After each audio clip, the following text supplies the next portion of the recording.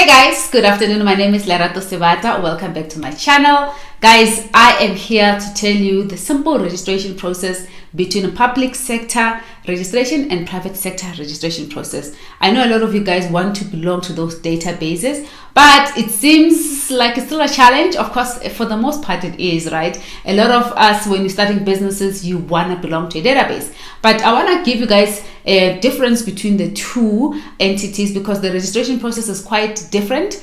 Although the principle may just be the same, but the registration process on how public sector procurement and private sector procurement goes about it fairly is different, and I'll tell you the reasons why. Let's start this video.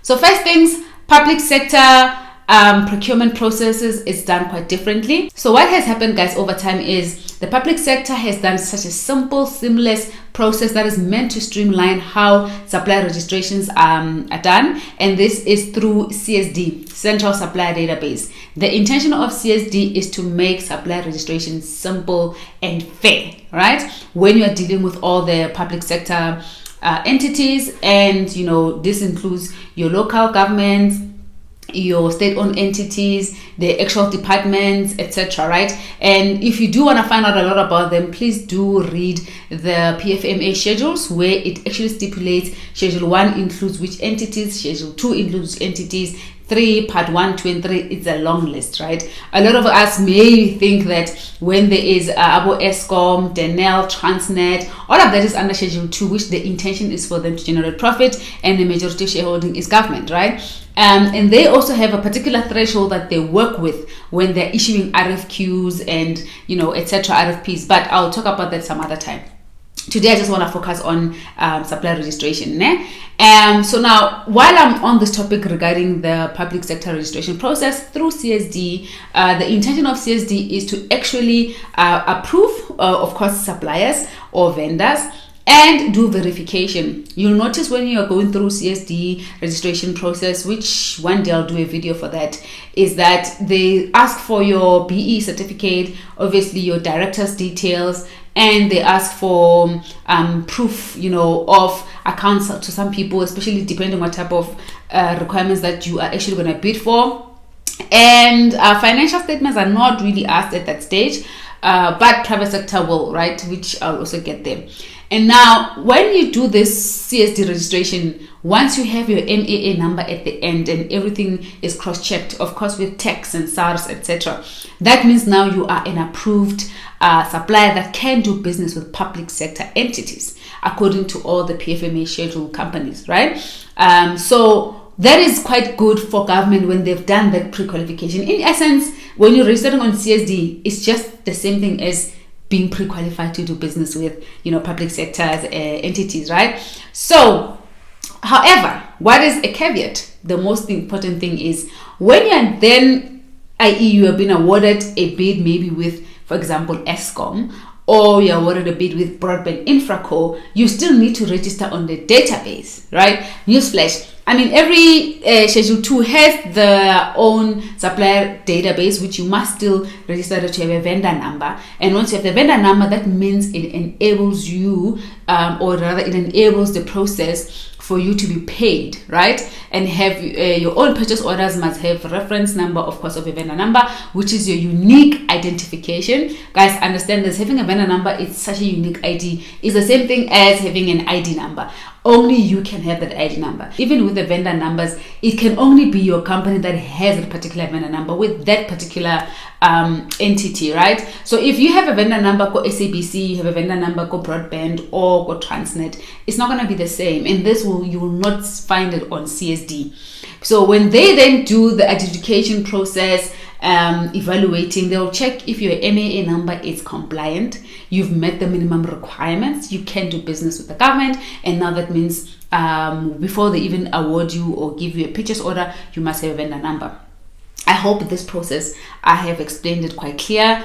If I was too fast, I'll try and probably write up these steps on the description box, but it's fairly simple.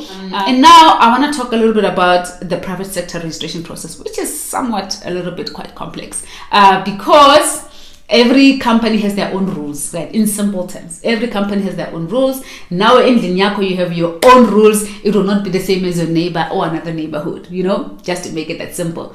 So how private sector then does the, vendor registration, a lot of the times they don't give you a vendor number before you are awarded even that RFQ or that RFP. If you don't have any award letter, private entities will not give you the vendor number, right? So what they do is there's different types of processes that they handle, which is pre-qualification criteria and pre-qualification process. So this then enables, or rather tells, the private companies that, okay, before we even think about sending you an RFQ, we want you to be pre-qualified and to know that you're a credible supplier. We can deal with you. Remember, as a private company, brand reputation is everything. So a small thing, you don't want the name to be somewhere in the newspapers and all over that this particular company is doing business with this type of people. So that's why they are more cautious, and the process seems to be very streamlined and also lengthy, right? So what they do is, okay, let's issue a pre-qualification process. We want to make sure that you are compliant with this particular industry certifications. Imagine doing business with someone who buys stuff maybe from overseas, China or wherever, and they are bringing those products, which are procured by this company, and you do not have the license to even distribute those items. Again, who's going to be in trouble? It won't necessarily be yourself as a supplier. Of course, you will suffer the consequence, but the reputation that this company bears, it's huge, the damage. So what they do then is to make sure that you actually are certified or you have a license to even distribute these products or services. That's on particular requirements or when it's specific. I'm just explaining, guys, the reason why there's a pre-qualification criteria. And other organizations, they then value what your financial, stability looks like. If you're not going to be a financial stable company, then they don't want to do business with you, in simple terms, So again, if your company is just not performing well, you may not want to be put yourself in this type of position, right? Or they may not want to be doing business with you. And that's why pre-qualification is quite important. Another important thing is experience. If you do not have the required experience, they don't want to waste your time. Private sector does not want to waste anyone's time, right? It's either this or that. It's just never always on the gray line. Of course, if sometimes it is on the gray line, it will be on other variables and other factors when they really need those services, right? So that's where the pre-qualification process comes in.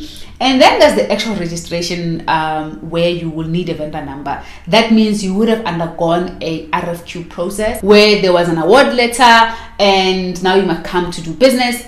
Then they register you on their database. Even when they're registered on the database, there is like a confirmed thing, right? It's just a tick box to say, okay, we've qualified you for this. We are happy with the process. We're now going to onboard you. And even when you become onboarded, there's still some checks. There's still some due diligence that's done. Yay, it's kunzima. Hey, kunzima, like it's hectic. And for the obvious reasons, because you want to make sure that you're dealing with credible businesses. And within the registration process, there's verification, there's checks. And that's why a lot of times private sector requires that, you show us your maybe CSABS certificates, your accreditation certificates, all of that, the jazz, right? Then only they can register you onto the database, right? So the thing is, every company, again, has their own rules, or they have their own rules. Every company establishes their own policy on how companies are registered. It will not be the same across, companies. But what is more important is that before you even get that vendor number, you must have been awarded a project. And now let's take it a step further. If you are then registered with the very same company, you have a vendor number, kudos, good for you. That does not quantify that you will get jobs. See, you still need to bid for jobs. You still need to quote. You still need to inquire, okay, what's next? What else can I do? Be very close to your procurement team, or even the business, right? Because then at least you are 1 foot in. You just need more. Do you know what I mean? So yeah, that's, guys, what the difference is. And I think the other thing to mention with private sector is that there is there is preferred supplier list. Sometimes private companies, they will qualify you just so that you are on their panel as a preferred supplier. But even when a preferred supplier, you still don't have a vendor number. And that means by the time they then want to do business with you, after going through all the different requirements, then only you'll have the vendor number ready to do business with you. I hope, guys, I was very clear. So, guys, the other thing is sometimes private companies, they do a refresher on their database. A lot of the times this happens every 5 years, sometimes every 3 years, but in most cases 5 years and above.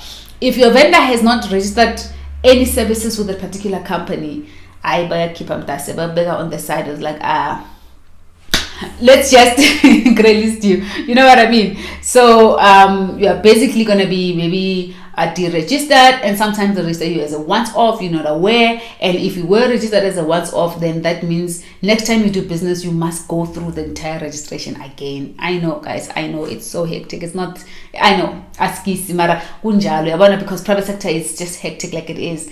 It's not like your vendor number just is active perpetually forever. No, it's not forever. So you do need to understand these things, and it's important for you to check with, you know, your clients in terms of your vendor is still active. Otherwise, you may need to, you know, go through the same change. And, you know, also the reason why they are doing that as businesses is because people details change, you know, company details change. Some companies become deregistered or names change, you know, and people don't communicate with the clients. Hey, my name has changed, company name has changed, this director has left, there's a new director. There's so many changes that happen, right? So you have to, you know, for data accuracy and validity, you need to make sure that your data is always accurate. So therefore, you have to refresh and clean up your data every 5 years or so. This of course video is meant for people who still struggle to understand. I've registered with CSD. Why do I still need to have a vendor number? Why don't I get these codes? Why isn't this company sending me quotation? Why isn't SABC? Why isn't ESCOM this and that and that? It's because CSD does not qualify you to just be invited for codes.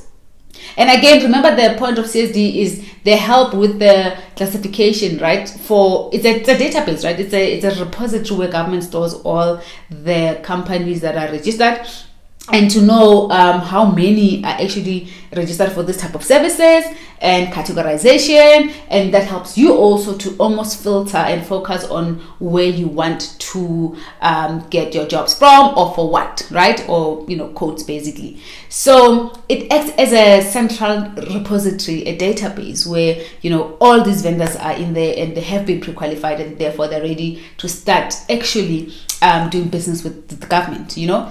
So guys, that's what vendor registration entails in a niche quick video. I hope that you understand. If you do have questions, please ask me on my comment section, and I will definitely answer you guys.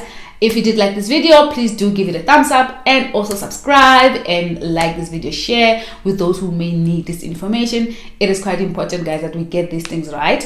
Otherwise, then kuba yinkinga, ne? If you've got questions regarding vendor registration, feel free to actually just ask me a question on the comment section. I'll definitely answer. Otherwise, then if you need my help, do link me up on my email, info@roigroup.co.za. I'll definitely put it here. And guys, thank you so much. Until we chat again on the next one. Bye.